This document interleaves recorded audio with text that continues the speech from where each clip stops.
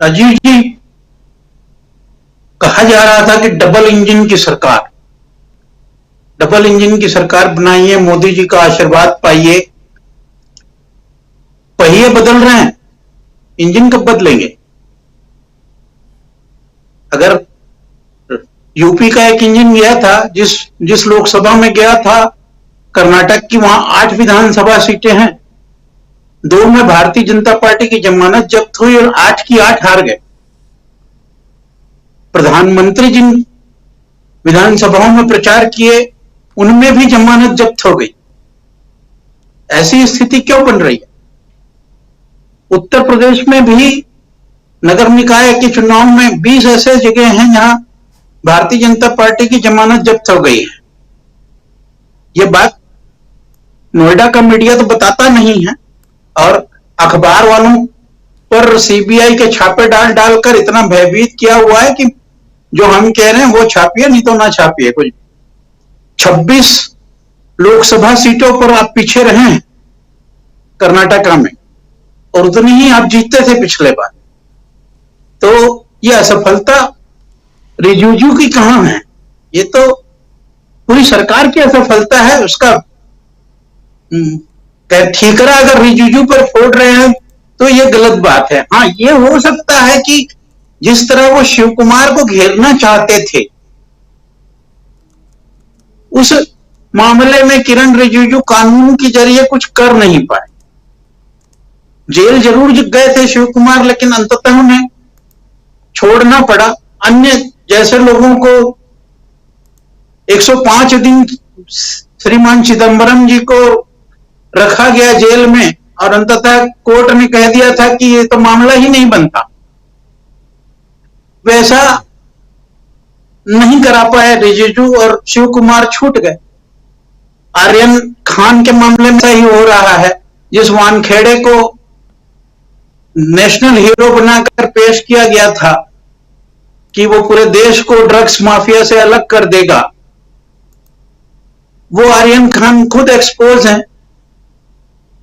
तो वो वानखेड़े खुद एक्सपोज हैं, और देश देख रहा है कि जिसको हीरो बनाया था आपने, आज वो खुद अपराधी बना खड़ा है। तो हो सकता है कुछ ऐसे मामले हों जिसमें सत्ता जैसा चाहती हो किरण रिजिजू से, वैसा वो कर पाने में असफल रहे।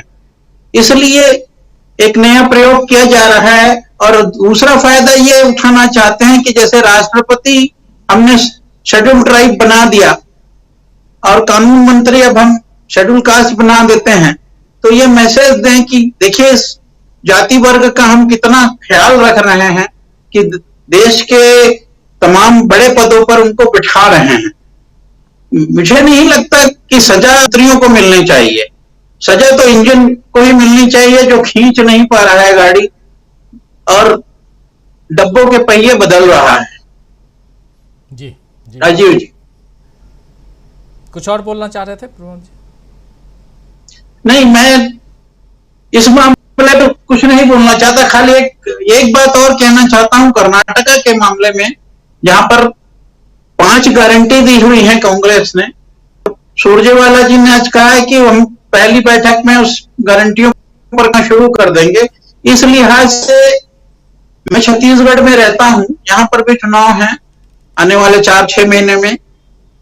इस लिहाज से अगर देखा जाए तो भूपेश बघेल की जो सरकार बनी थी 5 साल पहले, उसने भी इसी तरह की गारंटियों पर अपना चुनाव अभियान शुरू किया था, चुनाव जीता भी, और जो गारंटियां दी गई थी उनसे ज्यादा पूरी कर दी गई।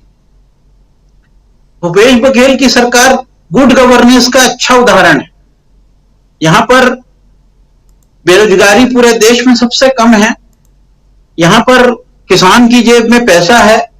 ये एक एकमात्र ऐसी सरकार है जिसने बहुत कम संसाधनों के बावजूद किसानों से यहां की जो मुख्य फसल होती है धान, उसे 700 रुपए क्विंटल ज्यादा देकर खरीदा है। और यह काम लगातार करती रही है, चाहे वो उसके लिए उसको कुछ किसी तरह का भी अरेंजमेंट करना पड़ा। और सबसे महत्वपूर्ण बात यह है कि इसी छत्तीसगढ़ में एक बड़ा आदिवासी नाम था नंद कुमार साय, भाजपा के पास।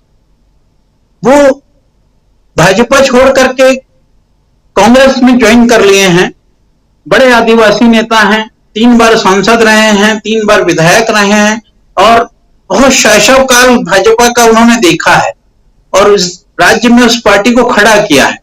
उनका चला जाना बहुत महत्वपूर्ण होता है इस राज्य में, क्योंकि 29 विधानसभा सीटें शेड्यूल्ड ट्राइब्स की हैं और आज के तारीख में भाजपा के पास छत्तीसगढ़ में उनसे बड़ा कोई नेता नहीं था जो ट्राइब्स को साध सकता हो। ठीक इसी तरह का मामला हुआ था पिछले चुनाव के दौरान, जब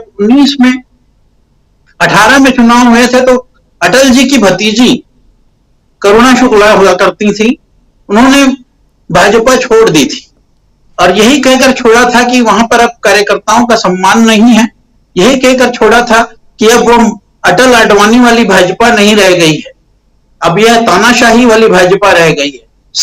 ठीक वैसा ही आरोप साय भी लगा रहे हैं। रिजिजू का जाना भी उसी तानाशाही की पृष्ठभूमि को ही परिलक्षित करता है। मैंने पहले भी कहा है कि कहीं ऐसा ना हो कि जिन पर आप तानाशाही कर रहे हैं उनको बदलते बदलते वो सारे एक हो जाएं और आपको बदल दें। जी राजीव जी, बिल्कुल बिल्कुल बिल्कुल, बदलते बदलते एक हो जाएं और आपको बदल दें, बहुत बड़ी बात। और क्या तानाशाही की तरफ